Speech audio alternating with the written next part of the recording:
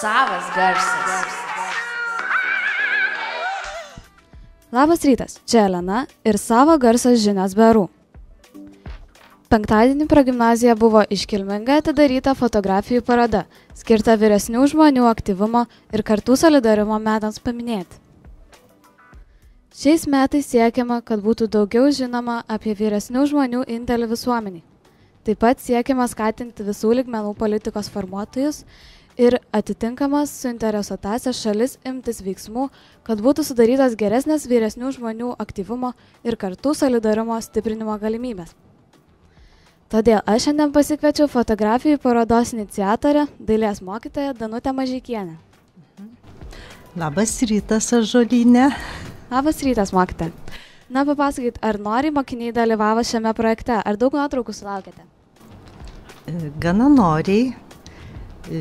Visos 8 klasės turėjo užduotį vasarai atlikti šią temą nuotrauką. Aišku, atsirado tokių, kurie pasiieškojo internete ir ėjo lengviausių kelių, bet tokios nuotraukos nekaba parodoje. Ir galite būti ramus, apžiūrėdami parodas, jūs matote tikrai autorinės nuotraukas. Esu labai patenkinta darbais ir dar kartą dėkoju visiems 8-okams už jų nuotraukas. Ačiū. Ar šios fotografijos bus mūsų mokyklos internetinėme tinklapyje, kuriame mokiniai turėtų galimybę balsuoti?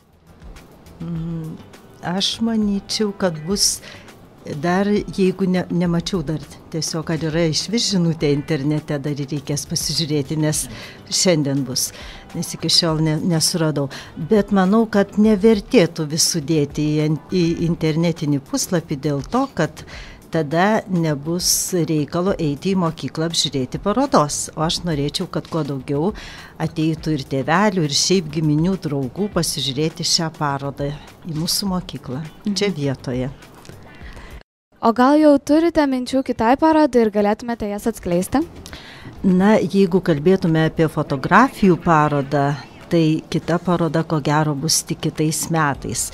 Nes, galiu šiek tiek pagirti save, nes ta mintis kilo man kiekvienais metais surengti parodą skirtą tiems metams, kurie yra paskelbti tarptautiniais. Štai pernai mes turėjome tarptautinius miškų metus, fotografavome mišką, šiais metais vyresnių žmonės, o kitais metais žiūrėsime, kągi paskelbs Europos parlamentas ar kitos institucijos. Na, nebent tai būtų kosmoso arba dykumų metai, tai mums jau būtų problematiška ir tokios parodos mes ko gero nesurengtume. Bet visos kitos temos, manau, įveikiamos ir mums. Na, mokytoja, jau ne pirmą kartą mokyklos sienas puošiate fotografijų parodomis. Ar mūsų progimnazijoje yra kuriamas fotodienoraštis? Deja, ne. Tokių iniciatorių neatsirado. Ačiū mokytojai už pokalbį, o dabar pasiklausykite pokalbio su mokiniais, kurių darbai buvo iškabinti parodoje. Koks tavo vardas? Rusnė. Rusnė. Mokykloje buvo paroda. Ir sakyk, kur gyvena šis žmogus, kuris pavaizduotas tavo fotografijoje? Mieste ar kaime? Ignalinai, mažam miestelėje, kurortiniam. O kaip tau labiausiai patinka fotografuoti, spalvotai ar nespalvotai? Sepijos nuotraukos. Tai, o kodėl būtent taip? Nežinau, man taip gražiausiai atrodo. Kaip manai, ar šis projektas pakeitė tavo požiūrį į pagyvenusius žmonės? Ar pradėjo juos labiau gerbti? Manau, kad jo, nes nuotraukose atsižvelgia, nuotraukose galima išvelgti jų šiek tiek praeities ir kiek jie nugyvenę visko. Ir dėl to jas galima gerbti ir tiesiog.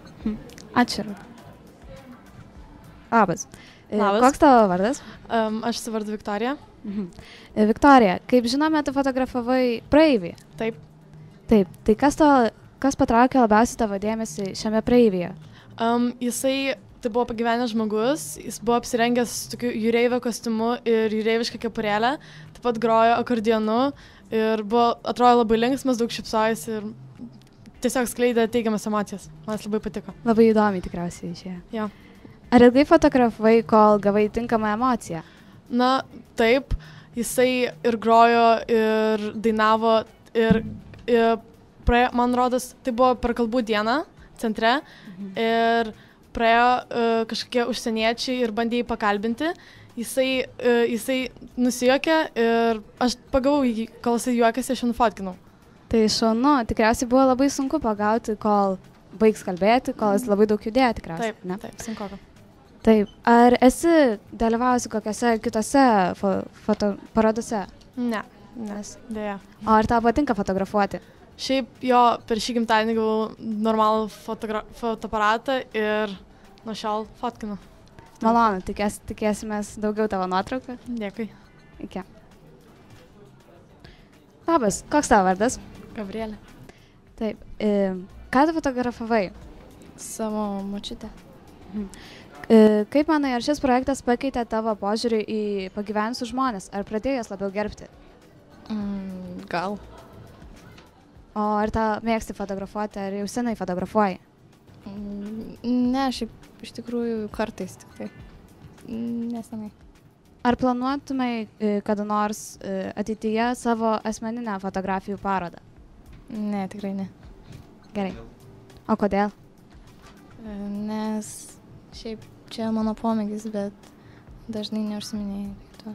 Gerai, ačiū. Savas garsas.